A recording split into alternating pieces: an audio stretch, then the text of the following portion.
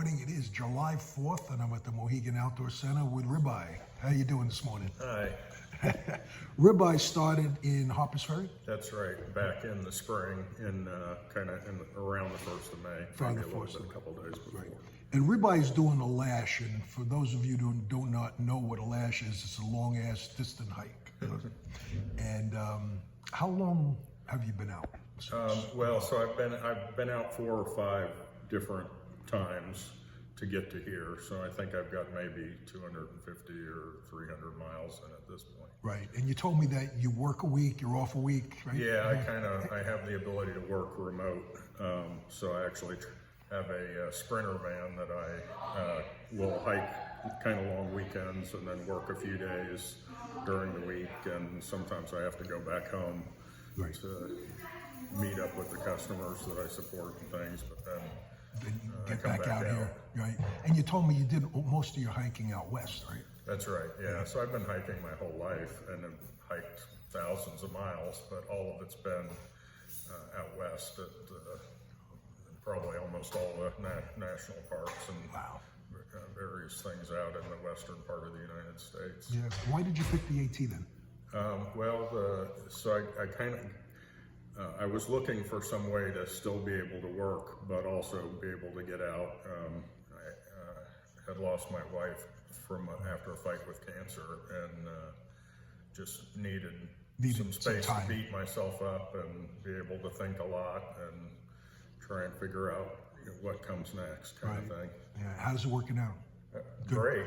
Yeah. In fact, it feels like there's something pretty cathartic about being able to walk until you're exhausted and collapse into a tent and then wake up the next morning and do it again.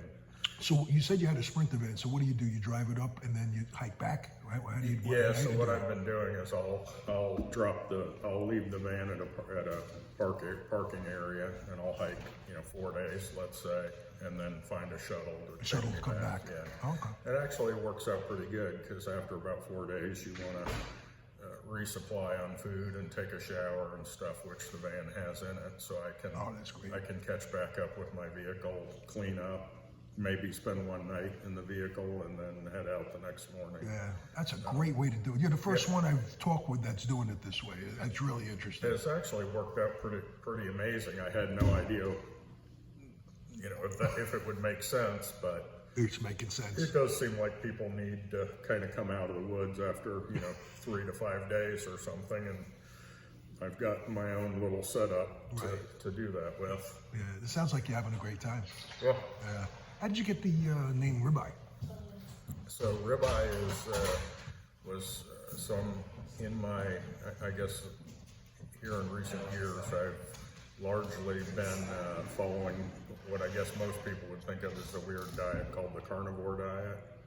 And it's been pretty miraculous for me in terms of eliminating joint pain and losing a lot of weight that I'd carried throughout my adult life. So it's I think it's maybe becoming a little bit more known than it was a few years ago. But so one of the things that I try and do, and it's probably almost impossible to do on living a trail life, is I try and still maintain as much carnivore as I can. So what I have done is I'll cook up about 4 to 6 pounds of steak before I go on the trail, and my van has a freezer in it, so I'll grill up, let's say 2 pounds a day, put it in the freezer, freeze it hard, then throw it in my pack. And so for the first, let's say 2 days that I'm out on the trail, a lot of the carnivores just eat once a day. So I'll eat when I'm grilling, freeze, let's say another 4 pounds of meat or 2 days of meat, put it in my pack, and then I have, that's great. At least the first couple of days of being out on the trail, I've got my food taken care of. That's well. And when I meet people and I pull into a shelter or wherever, I'll be eating and I'll share my steak with people. So that's how I got the name Ribeye. That's great. If you had one tip to give a hiker, what would it be? Just one. Well, I'd say keep at it. I think there are some people that take to it naturally and other people kind of struggle. It feels enormous, but the reality is it's a simple life. You don't have to, like, granted, I've got a lot of hiking experience in my life, but to do the AT, I just drove here and started walking. Got it. And it can be as simple as that. You don't have to, Just don't make it how do I complicated. train for it? How do I worry about the, what's going to happen? Or am I going to get killed? Or Yeah. none of that stuff is going to happen. Right. It's extremely safe, whether you know what you're doing or not, unless you're just completely have no Clue. sense of self or whatever.